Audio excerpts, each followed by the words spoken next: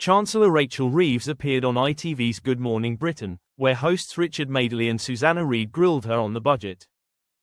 One question left Chancellor Rachel Reeves squirming on Good Morning Britain on Thursday. The Labour politician appeared on the ITV breakfast show, where hosts Madeley and Susanna Reid put questions to her, after she delivered an update on the spending budget just a day before.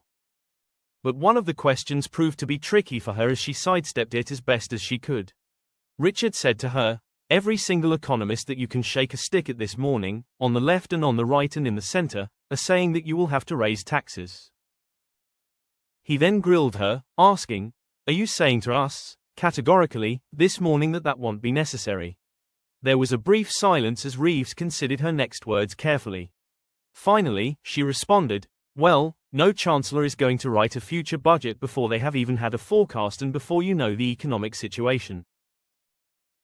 She elaborated, adding, "But everything I set out yesterday was funded within the envelope which I set out last year in the spring, and that's what the spending review did.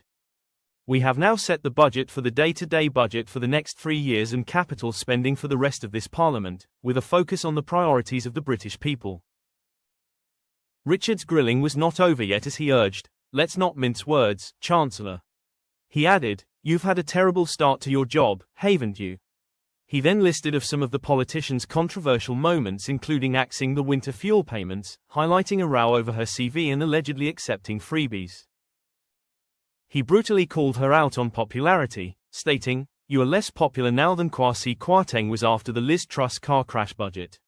Do you not wish you had done things a bit differently in this first year?" Reeves then passed the blame onto the former Conservative government, saying that she faced a difficult inheritance from them.